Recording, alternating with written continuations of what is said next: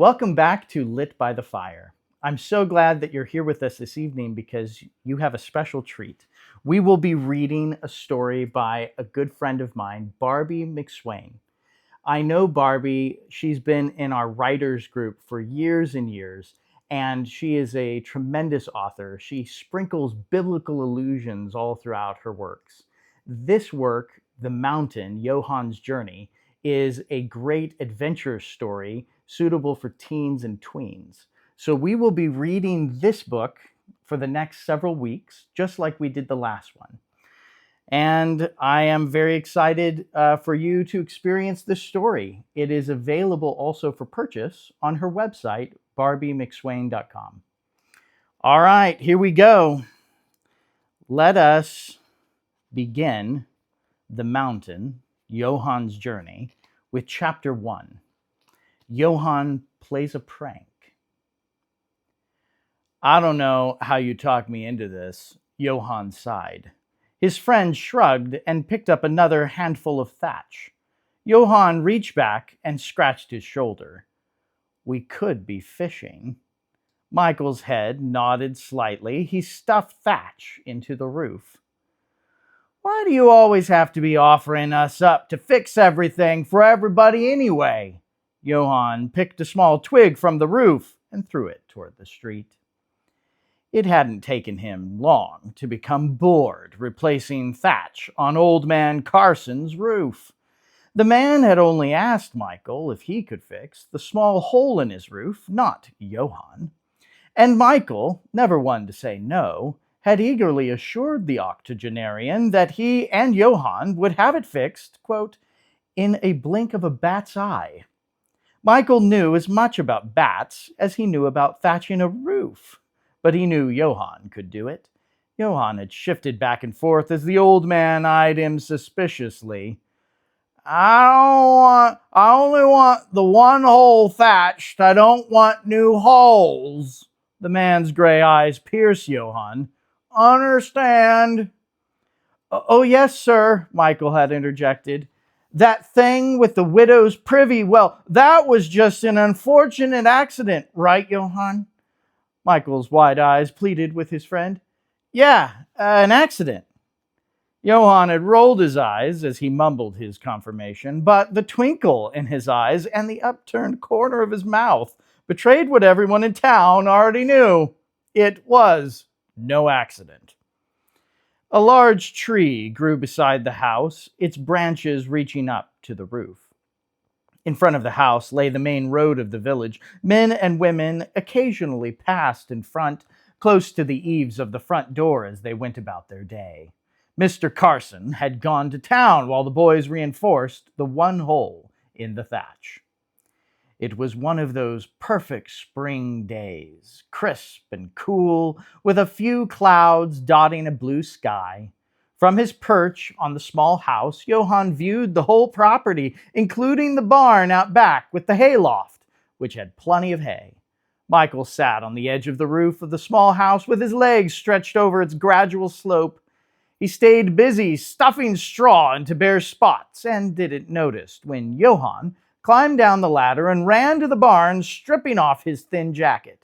Before Michael could miss him, Johann galloped back with his coat stuffed with straw, clutching another mass of loose straw under his arm.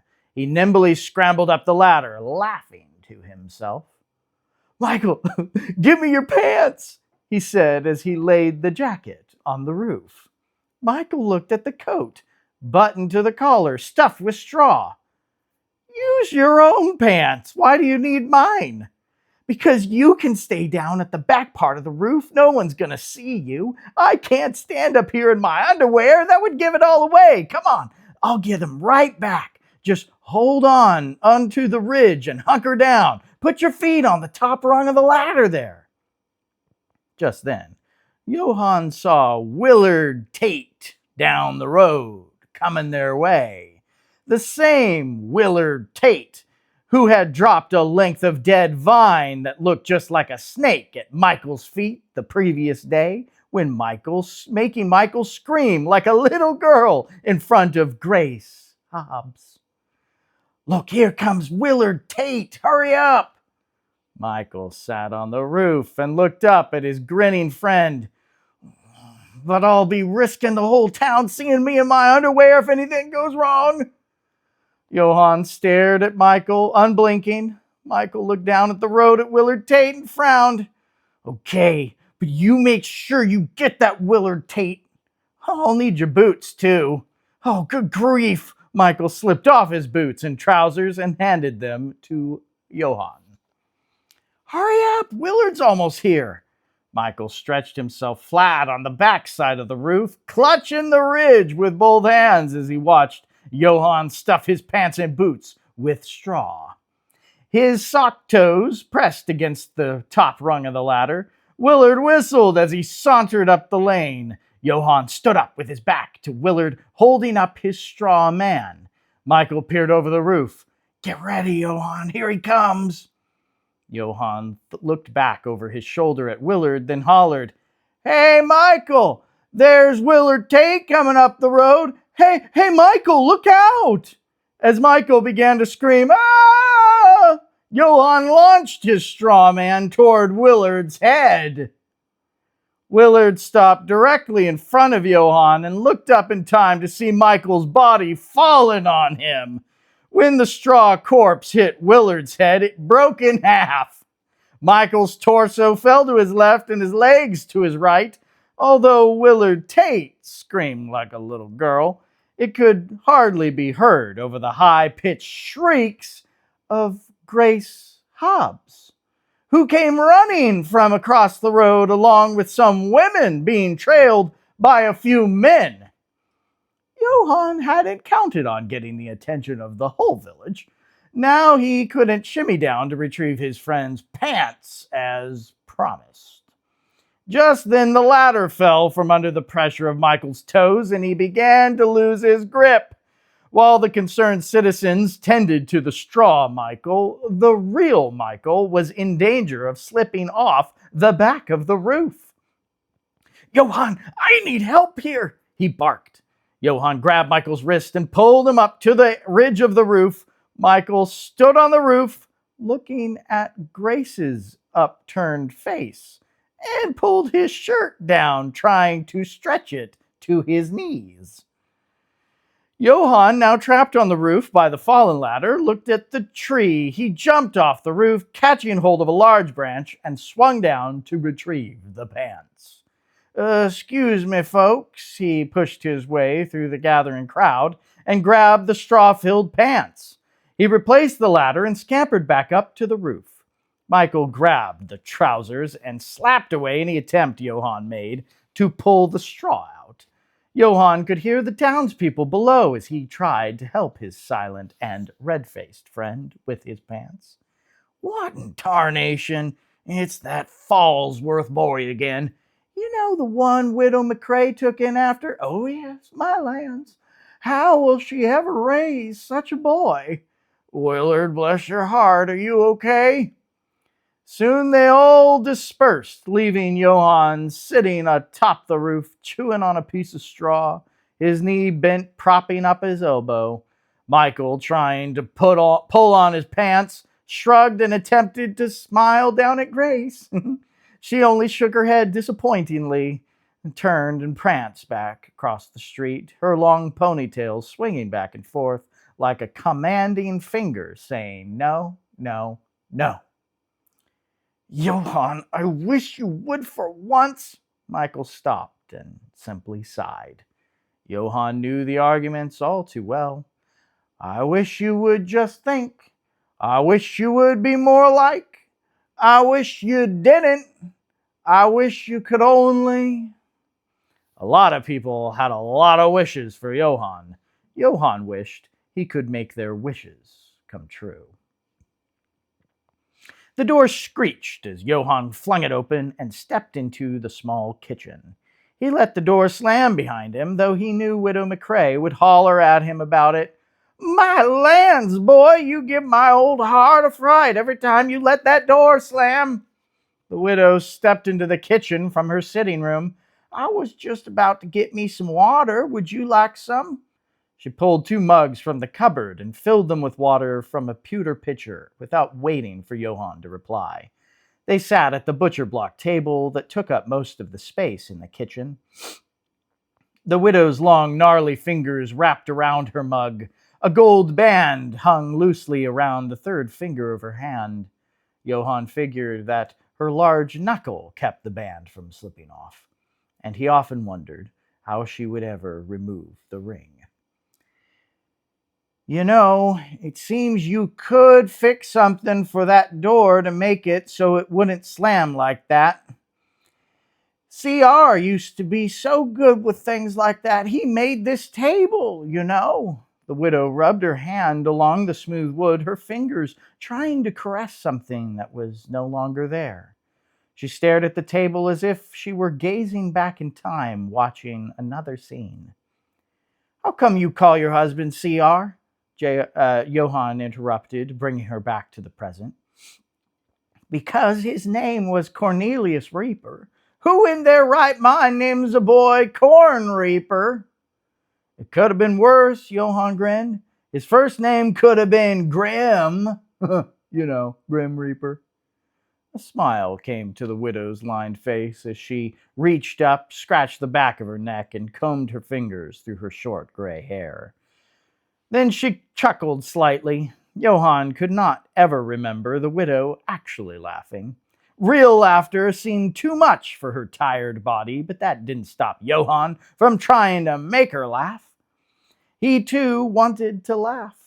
Real laughter had walked out of both of their lives years ago for different reasons, and they were left with these occasional tired smiles. Johann's pranks usually fulfilled his desire to laugh, but they were not always appreciated. Once the widow heard about today's latest prank, she most certainly would not laugh, and he would probably land on permanent pig slopping duty as soon as the gossip train reached their doorstep. He looked at the widow's empty gray eyes. Behind her, the kitchen window perfectly framed the distant mountain like a picture. The mountain. It was a beautiful summit not far from their village. Johann never cared about the stories of the great treasure on that mountain. Rumor was the treasure would also give great power, and people said that many had unsuccessfully tried to lay hold of it. The rumors had not stirred Johann's thoughts before. In fact, Johann gazed at the mountain every day without emotion, but today it seemed to call him, awakening a longing. He wondered what kind of power a treasure could give a person. If it were power to escape his impending trouble, well, he'd gladly go find it. Chapter 2. Strawberries in season, unfortunately. Luckily for Johann, the widow tired quickly. By the time word of his latest prank spread through the village, over the vegetable bins at Whitaker's market, through the quilting bee led by the pastor's wife, and around to their neighbor Mattie Maud McKenzie, who brought it straight to their back door, well, the day was almost gone, and the widow was too tired to do anything to him. All she could do was thank Mattie Maud for her well-meaning concern regarding what that boy had done now, and close the door in her face. Johann attempted to explain about the boring work and Willard's earlier prank on Michael, so it was really just retaliation if you think about it. The widow only turned to the kitchen to prepare their supper.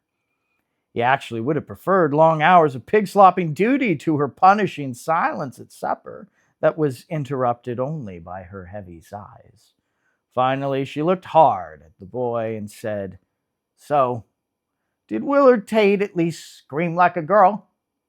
The corners of Johann's mouth turned up as he nodded. Widow shook her head, but her eyes softened. "What am I to do with you, boy?" She gazed at the boiled turnips on her plate and shrugged her stooped shoulders. "Willard's dad were no better," she sighed. "He threw a real snake at my feet once, not a vine." "Did you scream?" Johann asked.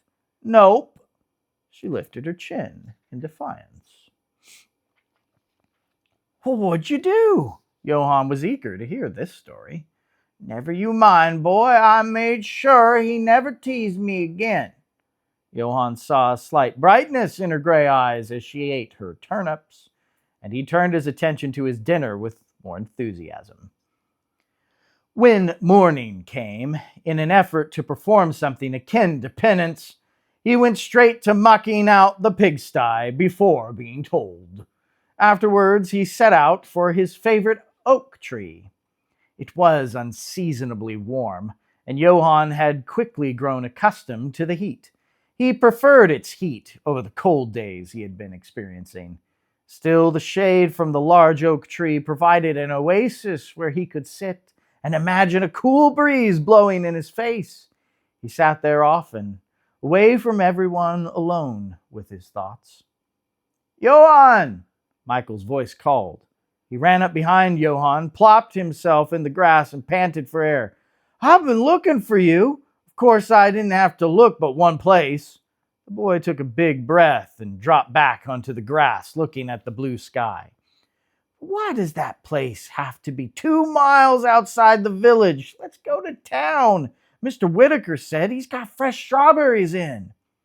I thought you hate strawberries. You just want to be in front of Whitaker's store when Grace Hobbs walks down the street doing her violin lesson. She doesn't have violin lesson today. She's going to Miss Sutter's quilting bee. Shows how much you know. Besides, I'm not too fired up to see her again, thanks to you. My underwear, Johann! Johann couldn't help but laugh. Yeah, but the look on Willard's face. I wish you could have seen it. Michael smirked and shook his head. Michael was Johann's best and only friend. He had fun with Michael, even though all he ever wanted to do was be nice to the little children in the village, befriend old people, and try to get Grace Hobbs to notice him. Michael offered to help do this or fix that for nearly everyone in the village and drag Johann along with him. Of course, having nothing better to do, Johann always went. On their jaunts to do something for the elderly ladies, Johann would help fix a wobbly chair or paint faded shutters. Each one was the same to Johann: white hair, wrinkled like a prune, hands that shook, and cloudy gray eyes. Whatever their chore, the little woman would totter after them, exclaiming their praises and the obligatory, "How can I ever repay you?" He would slide to the door as quickly as he could, and just when ready to make his escape, Michael would point to something, maybe a painting of a beautiful young woman with pin curls framing their delicate face and some kind of faded lace draped around her shoulders. "That was my mother," the old one would croak in a crusty voice that made Johann's throat scratch. As Johann attempted to clear his throat, Michael would jump in with questions that plunged the shrinking one back to her childhood. Then they would be invited to sit on the porch and talk a spell. Johann would yawn and sigh as he listened to their persistent chatter on every subject under the sun. The crocuses sure bloomed early this year. Crocuses? Johann thought that was a chorus of frogs. Mr. Whitaker is running a sale on collards this week. Collards, whatever they are. Nobody ever takes the time these days to build quality cabinets. Yeah, what a shame. Well, can we go now? Before long, the whole afternoon would be gone, along with cookies and a pot of tea.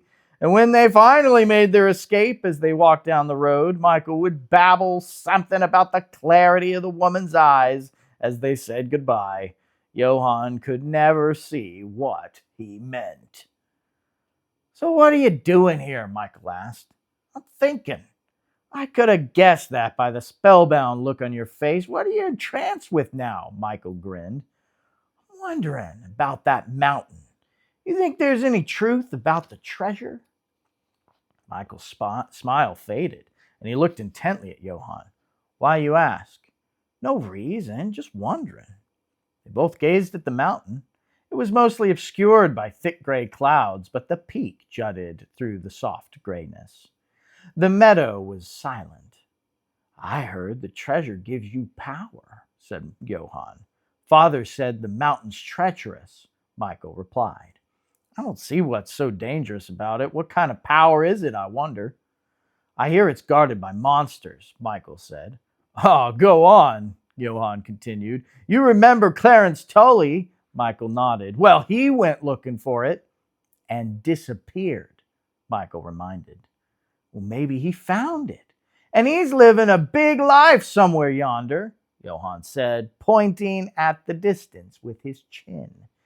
You know, they say it's a never ending treasure, like a natural spring or river. So anybody and everybody can lay hold of it because there's always more. Yeah, that's true. A slight smile appeared on Michael's face. He slapped Johann's arm. Come on, let's go to town. Grace Hobbs swung her sewing basket easily as she strolled down the main street of the village. You best hurry, Johann advised. He looked closely at his friend's glistening forehead. Why are you sweating? You got a fever or something? Michael's gaze didn't waver from Grace's long hair. Johann looked at her. The sides of her hair were swept up in a pink ribbon that was stuck on the top of her head like a crown. Johann frowned at Michael. It's a pink bow, not a diamond tiara, you know, and it's just hair. It's shining flax cascading like a waterfall, Michael whispered. You have lost your mind, Johann waved at Grace. Hey, Grace, wait up. Michael tried in vain to shush his friend, but Johann waved again at the girl when she stopped and turned around. The basket hung limply at her side as Johann trotted up. Hey, Johann, she sighed. Hey. Michael shuffled up. Hey, Michael, Grace smiled. He gulped for air and started coughing. Hey, he finally squeaked with a red face. Grace looked at the ground, her cheeks flushed. Johann looked at Michael, prodding him forward with his eyes. Michael took another gulp of air.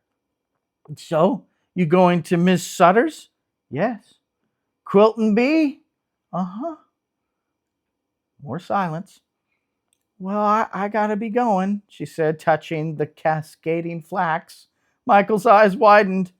Yeah, well, see ya, Johann offered as he tugged at his friend's arm. We got things to do, too. Oh, I'm sure you do, Grace replied with a condescending smirk. Johann gave her a nonchalant shrug. Well, Michael, try to stay out of trouble. She cast a sideways glance at Johann, if that's even possible.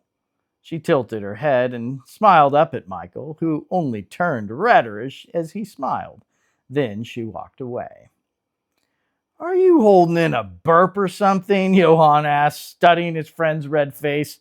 Shut up! Michael continued walking. The Miller twins and other children were playing stickball in the street. When the stick cracked, the ball went flying, and Johann ran up and caught it, causing a chorus of complaints from the players.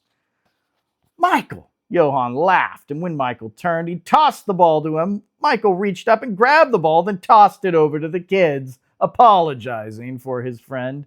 Johann trotted up. I was only kidding, Johann offered. The Miller twins only glared, then turned back to their game. Hey, look over there, Michael pointed across the street. Willard Tate was peering at them from around the corner of Mr. Whitaker's store. The red curls on his head reminded Johann of tiny flames. What's he up to? Johann asked. They crossed the street to the porch of the store and walked slowly toward the corner. Johann held up his hand to motion Michael to stop, then put his finger to his lips. Johann yelled as he jumped to face Willard around the corner, but the street was empty. Well, where'd he go? He must be in the alley behind the store. They looked down the alley, but it was deserted. Well, I know he didn't just disappear. He's up to something. They crept down the alley, Michael trailing behind Johann. Both boys held their hands poised at their sides, as if ready to draw imaginary pistols. As they approached the back of Whitaker's store, they noticed the door was open and a shadow passed down the wall inside. Come on, Johann whispered. He's in the store. The boys approached the door cautiously. Several people were milling around in the store. They saw the back of Willard's thick frame on the store's front porch. He stood by the bin of strawberries, his hand slowly reaching into the pocket of his oversized jacket. The boys walked quickly to the front. They passed Mr. Whitaker, who looked over his reading glasses at them. Past experience caused Mr. Whitaker's gaze to linger on the boys as they smiled innocently at him and walked out the front door. They stood on either side of the strawberry bin. Willard had disappeared again. Oda Mae Jr. stepped between the boys and began picking through the strawberries. She was muttering something about their color, hoping these were better than last week's collards, which were no count. That's when the noise began. It started low at first, a bit hesitant and unsure. But as the garter snake slithered up from the red berries and began to wrap around her waist, the shrieks became clear and insistent. When she wheeled around screaming, "Get it off! Get it off!" she knocked Johann across the face. He fell backward and rolled down the steps to the street. Michael, who was trying to see why Oda Mae was shrieking, saw the green serpent dangling from her dark waist and began shrieking an octave higher. Oda Mae continued to spin around and fell backward over the bin of strawberries, spilling them into the street and grabbing Michael in a vain attempt to keep her balance. The strawberries cushioned her fall somewhat, but it was little comfort with Michael sprawled on top of her. Luckily for her, her ample, soft figure cushioned his fall quite well. Johann jumped to his feet and grabbed the garter snake from the woman's gray, dark, pudgy waist. Mr. Whitaker and Michael each took an arm and hoisted Oda Mae, but they were only able to get her to a sitting position. Her legs splayed and her bonnet askew with strawberries dripping from the brim. The woman burst into tears. The men stood helplessly watching as Johann held the snake. His heroics were futile. Oda Mae rolled herself onto all fours and climbed to a standing position. Michael tried to offer his arms to the trembling woman, but she slapped it away. "Whitaker! They did that on purpose! They put a snake in the strawberry bin!" The woman poked a finger in Johann's chest. The snake dangling from his hand posed no threat to her now. "I nearly broke my neck, young man." "But Willard Tate," Johann began to explain. Mr. Whitaker interrupted. "Johann, look at this mess. Oh, I wish you would." Whitaker's bawling became garbled as Johann's dark eyes narrowed at Willard Tate, roaring with laughter across the street. He looked back at the customers pouring out of the store to help Mr. Whitaker and Oda Mae. Michael was recovering strawberries as best he could. Hands were shaking, tongues were clucking, and lips were pursed in exasperated sneers, all keen to unleash on Johann. He tossed the snake at their feet and ran from the scene, hot tears streaking his cheeks. Chapter 3. Not so sweet jams and jellies. Johann jerked the door open and stepped into the kitchen, but caught the screen before it could slam behind him. He peered into the parlor. The widow was asleep in her rocker, a basket of knitting that never seemed to shape into anything recognizable lay on the table beside her. Her silver reading glasses had slipped to the end of her nose.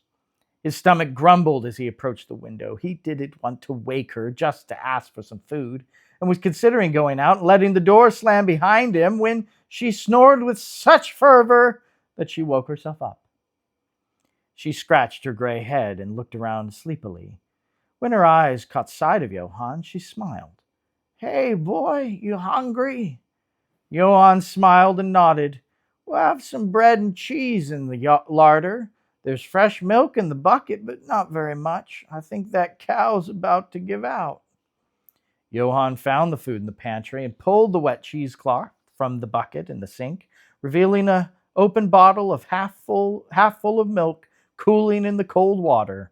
He poured just a little into his cup and sat at the table to eat his food. Willard Tate's haughty cackle kept echoing in his head, and he couldn't shake that boy's red, pudgy face and toothy grin as he laughed at Michael and Oda Mae sprawled on the street in front of Whitaker's store. This was not the first time Willard Tate had caused him trouble. That boy was always lurking about in the shadows. Everywhere Johann and Michael went, they could be sure that Willard was perched nearby. If the boys were skimming stones at Johnson's Creek, Willard was throwing rocks at them from behind and claiming it wasn't him.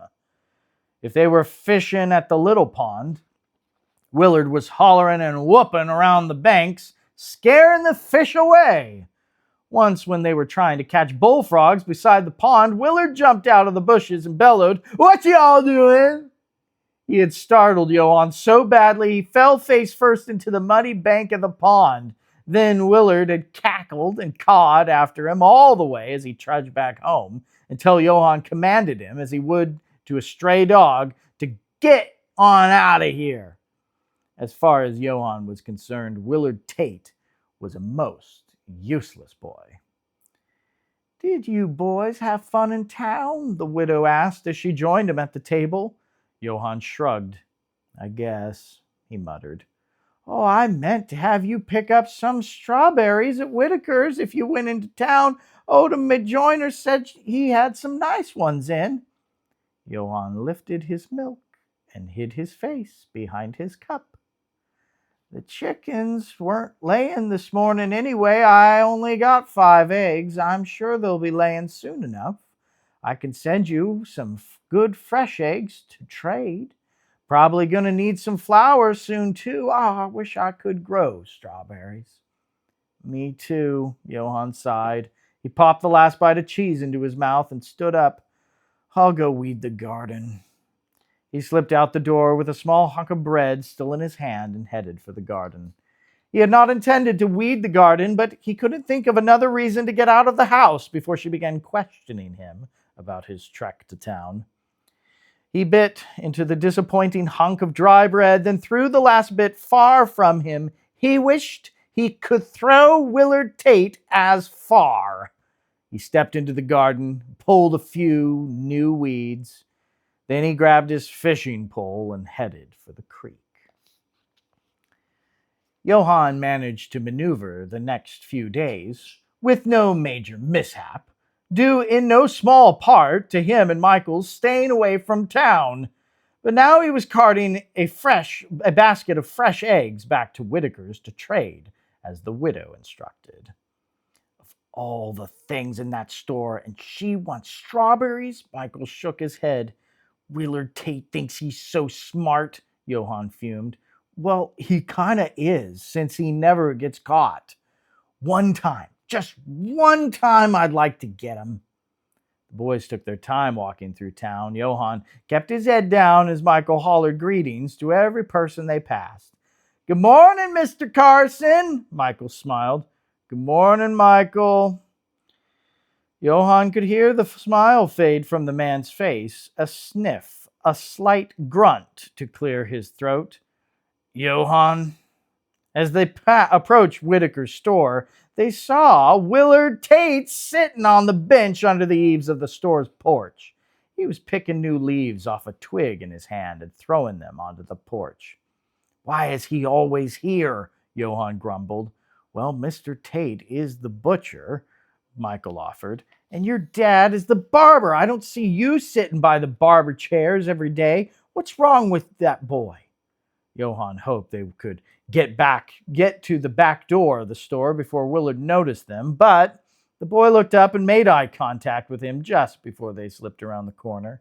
At the back of the store, Luke Johnson was unloading a crate of jams and jellies from Mr. Arnold's Becken wagon.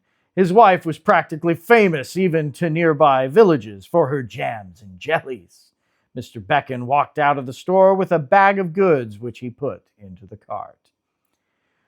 "We'll see you in a couple weeks, Luke," Mr. Becken called as he climbed into his wagon and began to direct the horse.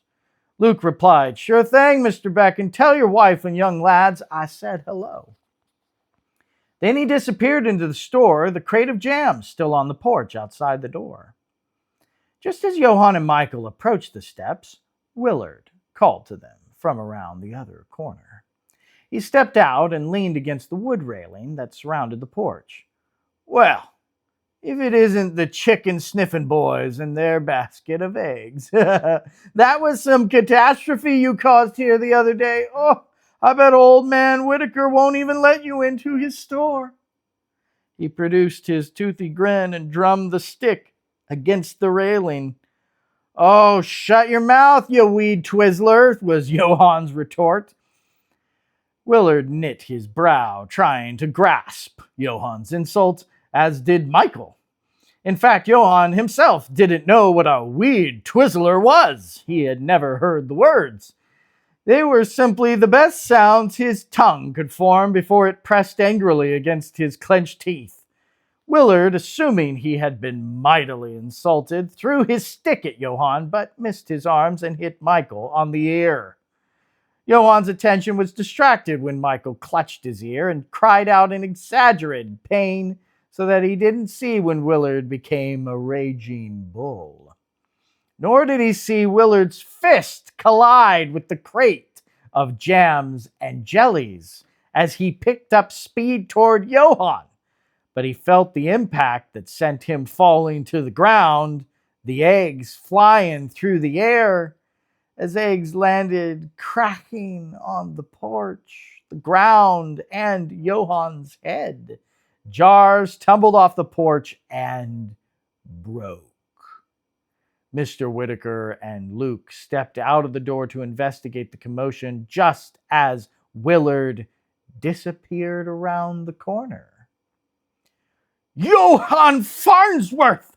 What in the blessed creation have you done now?" Mr. Whitaker hollered. "I paid good money for Miss Beckon's jam, and now look at it. I suppose those are the widow's eggs to trade. You've already cost me a whole flat of strawberries. Young man, it's high time you be responsible for your empty-headed actions. You're going to pay for this damage." Johann wiped dripping egg yolk from his face. Anger caught in his throat and rendered him speechless. "You'll work off your debt helping Luke here." Luke looked up from picking up broken jelly jars. "Well, I don't know that I could use that much help, Mr. Whitaker," he said. "I've plenty to do already." "But Mr. Whitaker," Michael interrupted, "it wasn't his fault." "And no lip from you, Michael. I'd have you working alongside him if I didn't think the two of you together would destroy my whole store. This boy is going to lead you to ruin, I tell you. I'll be by the widow's house this evening to discuss my terms. Now get on out of here, both of you." The man raised his arm, and his jowls shook with anger. Johann stood and picked up the widow's egg basket. The boys headed home.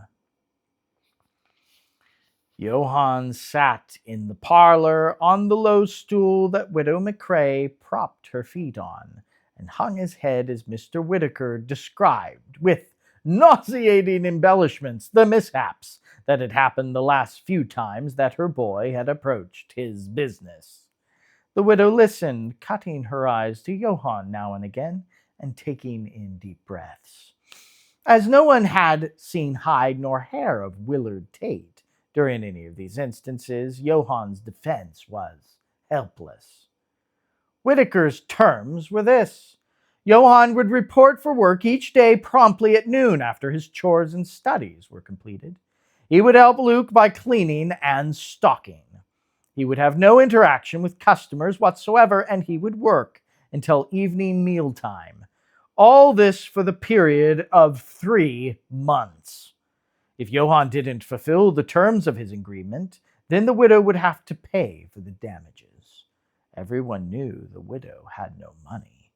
All she had was her small property. She could do nothing but agree.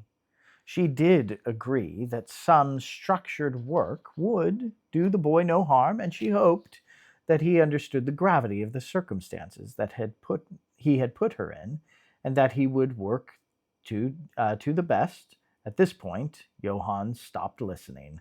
Through the doorway, he could see the kitchen window and the mountain perfectly framed. He watched the setting sun cast purple and gold hues upon the summit, causing it to twinkle with flecks of gold. Johann leaned against the oak tree as the sun gradually slid closer to the horizon. Ahead of him, in the shadow of another lost day, the mountain stood sentinel, guarding a treasure as unattainable as the town's approval. Johann's determination solidified in the softening light. Michael walked up and sat next to him. Johann knocked a small piece of dried eggshell off Michael's shoulder as they watched the shadows deepening. Finally, Johann spoke. "You think those stories are true, the ones about the treasure?"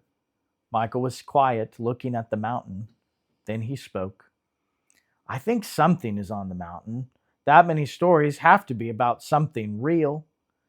"Well, if there is a treasure, I'm going to get it, Michael." "What do you want with this treasure, Johann?"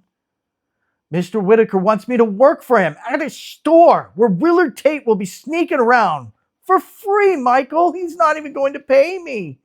It weren't my fault all that stuff was ruined. Willard Tate should be the one working. You understand, right?" "I understand it's not a fair deal," Michael said. I don't see what the treasure has to do with it." "Well, they say the treasure gives you power." "Power, Michael. I'd have power to take care of that Willard Tate. The riches, they say. I could pay Mr. Whitaker so he'd quit pestering the widow." "And you wouldn't have to work," Michael added. "Right! I'm going to find that treasure."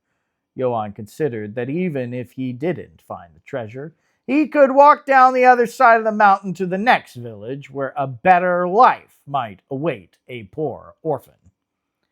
Michael looked at the mountain and nodded. "All right. Well, when do we leave?" "Maybe I should do this alone," Johann said as he stood up. "You're not exactly a brave mountaineer. You nearly fell off a roof, Michael. You fall off a mountain and the whole town would never stop hating me." Michael sat in silence for a few minutes and began pulling at blades of new grass peeking through the dirt beside him. He took a deep breath, looked up at his friend, and replied, "I think I could be brave." Johann stood, put his hand against the trunk of the tree, and began to flick the dried bark with his finger. Having turned his eyes away from Michael and to the tree, he avoided Michael's penetrating gaze. "Johann, why don't you do something important in the village? You know Mrs. McKenzie's gate needs fixing." "Mrs. McKenzie needs a new gate," Johann replied, kicking the tree. "You're the one who can build it," Michael said. "Oh, go on. I don't want to be fixing some nosy lady's gate when I can be going on an adventure to find treasure." Johann walked away from the tree and gazed up at the mountain. "Johann," Michael pleaded, "this trip could take a long time and it's really hard." Johann shot him a questioning glance. "I mean, so I've heard," he offered quickly, "and your time might just be better spent with your friends." "What friends?" Michael was the only friend Johann had. Willard Tate certainly was no friend. Graves Hobbs wouldn't care if he was gone. "I've heard monsters hide in that mountain," Michael said. Johann shrugged. "I don't believe in monsters, Michael." "Do you even know what the treasure looks like?" Johann hung his head, feeling the stupidity of his enterprise. "No," he replied quietly. "Then how will you know when you found it?" "Because I'll have power," he yelled. Johann raced out of the meadow before Michael could have a chance to think of another rational argument, but Michael only stood by the tree, watching his friend disappear over the hill, and he smiled. "Father," Michael called up the stairs as he came through the front door. "Hello, son." His father walked down the stairs, pulling on his vest. He clamped a curving brown pipe between his teeth and buttoned his vest. Then he patted his chest as if he were feeling for something and grabbed the bowl of his pipe. It was not lit, and he reached into his vest pocket for a match as he walked through the great room to the back door. He pushed open the squeaky screen door and stepped out onto the back porch. Michael followed him. "Father, Johann is planning to go to the mountain to look for the treasure." The man was just about to strike the match on the wooden post, but stopped abruptly, cutting his eyes over to his son. A smile slowly curled the edges of his mouth. "That's what we want, isn't it? This is your chance." "But he doesn't want me to go." The man scratched the match on the post, brought the small flame to the tobacco, and began to puff little clouds of woodsy smoke. He inhaled deeply, then finally said, "Then you know what you must do." Chapter 4. Johann makes a decision. Johann had slept poorly, dreaming most of the night about searching for the treasure. In his dream, he came upon many magnificent stones of dazzling appearance, but none could give him any kind of power. Each time he reached for a stone, it would melt and take the shape of a grotesque creature that laughed and mocked him. "There is no power, there is no power," their squeaky voices taunted. Johann had awakened with a jolt. He sat up abruptly, his brow perspiring and his heart palpitating. "Oh, there is a treasure, there is power," he declared to the darkness in his mind. "I know there is, I'm going to find it." Johann was much more determined than other boys of 12 years, and some grown men for that matter. The widow often called it stubbornness, but she knew Johann was no quitter, and the widow did admire this quality in him. She often told him so. Although it was hours before dawn, he dressed and made the trek to his hill outside the village. Now he watched the orange sun creep over the horizon, casting an auburn glow on the mountain.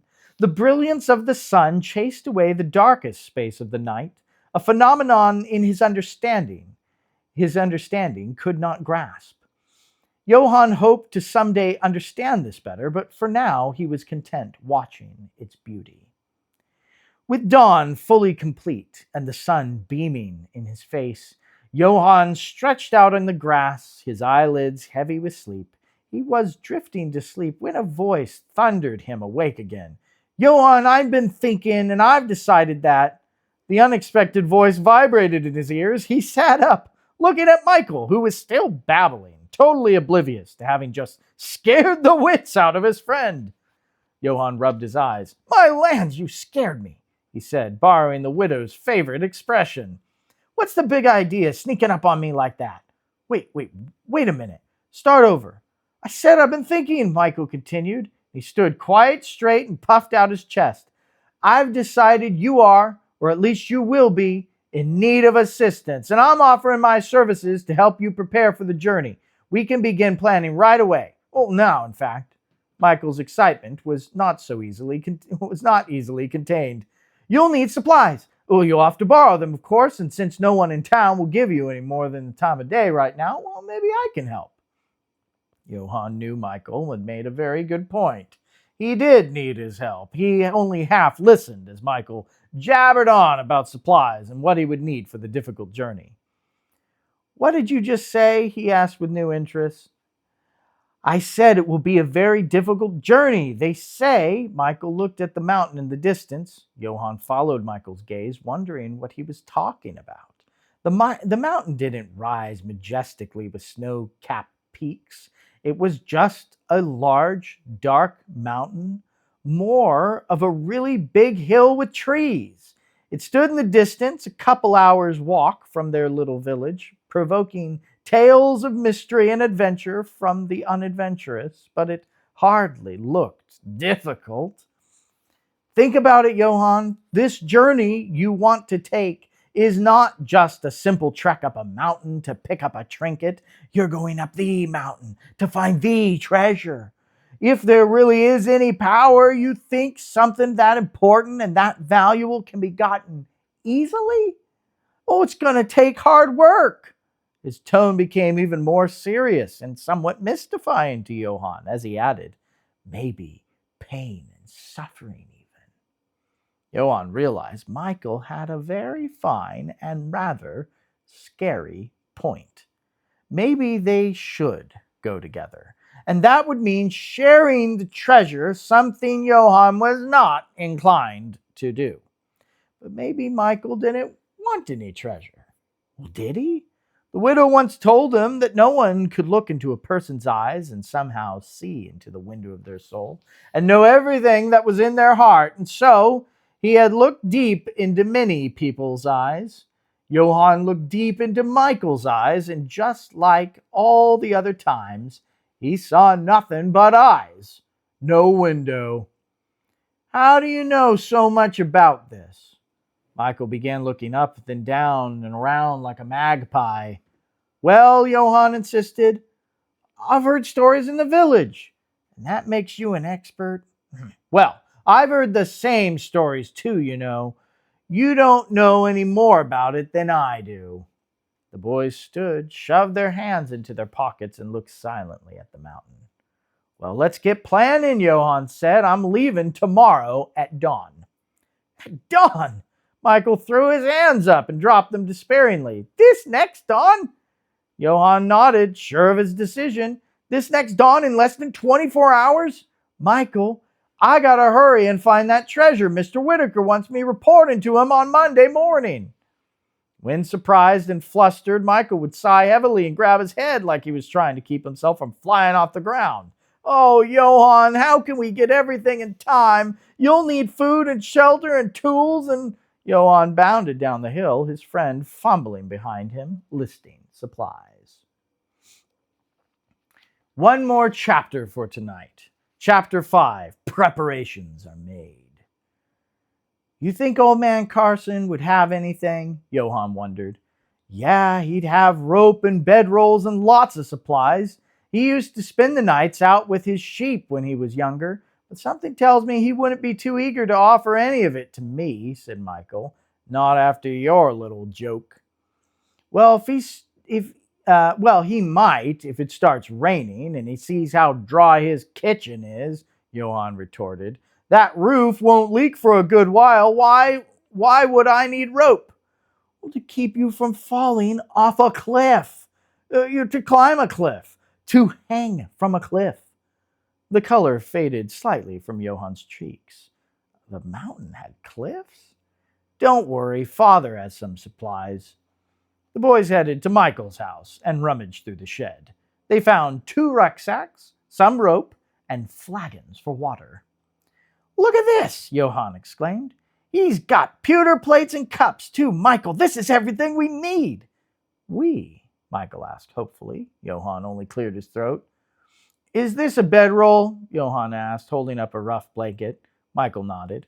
What about food? Johann asked. Widow doesn't have any to spare. I have an idea, Michael said. Do you have any eggs? Not that again. No, don't worry, we'll get a go-between. Michael smiled. After collecting a precious dozen eggs from the widow's chickens, the boys headed for town. Michael turned down the road to Grace's cottage.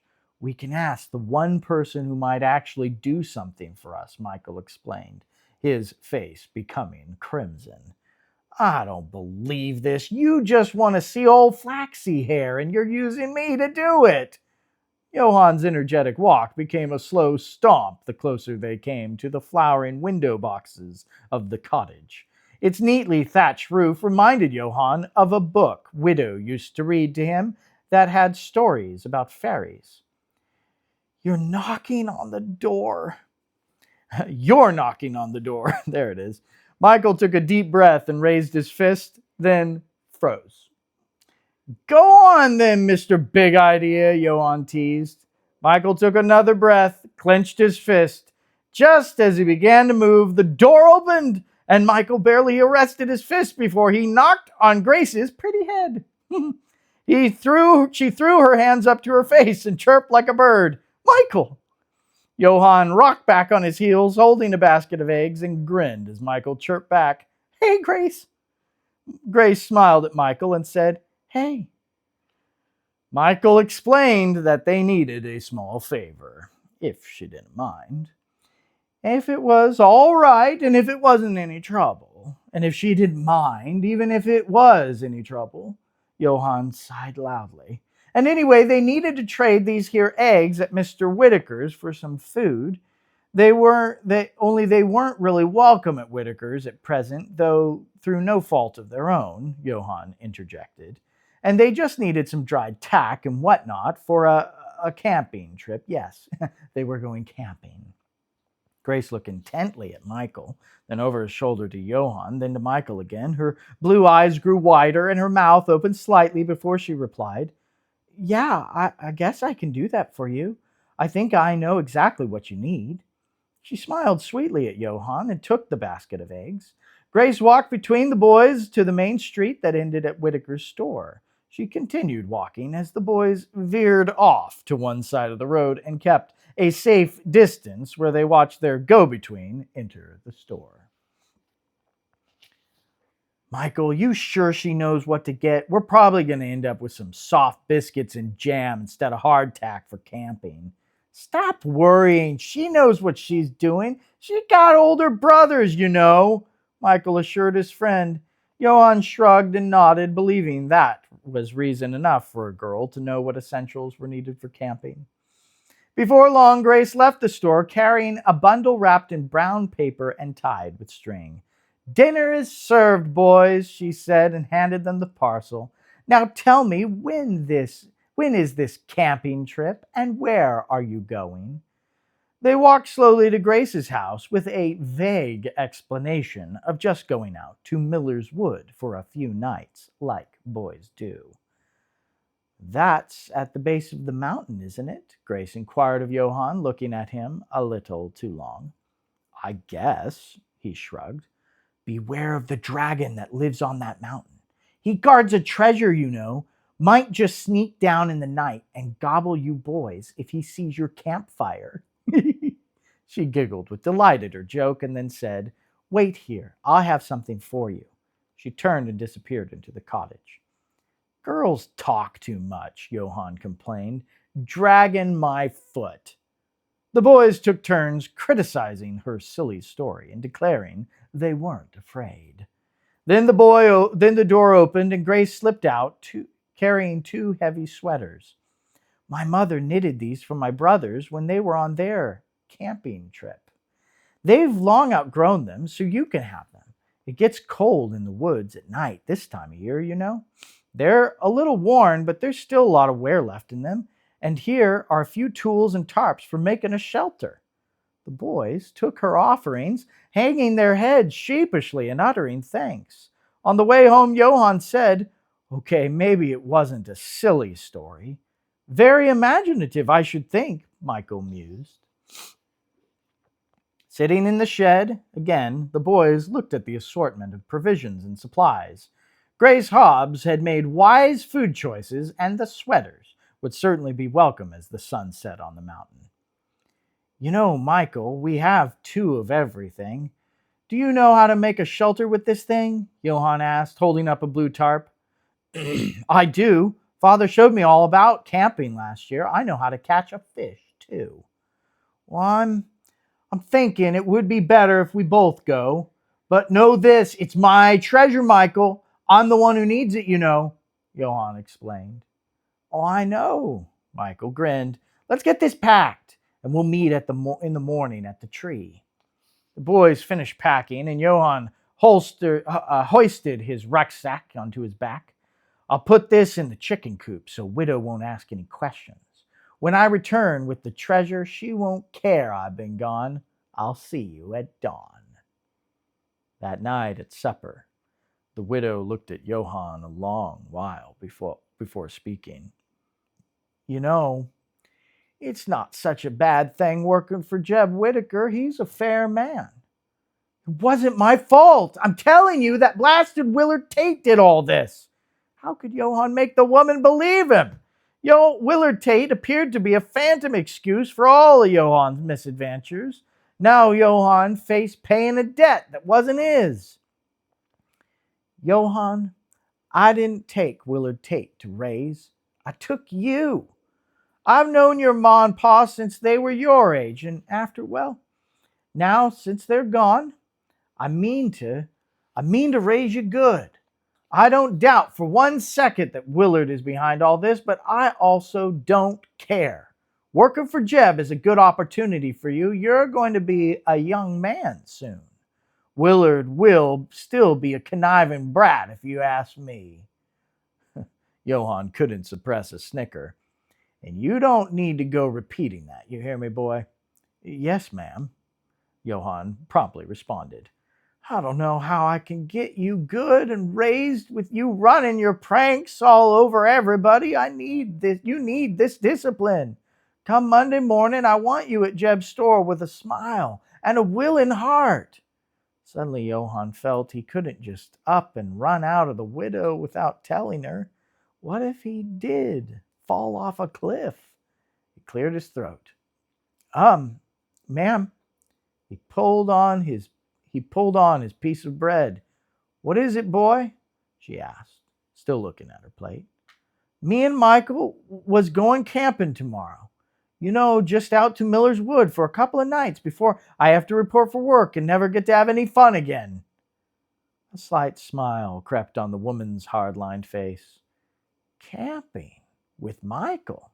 She took a sip of water and looked at him. He tried to return her gaze with innocent wide eyes. Well, that sounds like a right good idea. And we will stop here. We will get to the mountain next time. Thanks for joining me this evening for Lit by the Fire, and hope you have a good night. Thanks.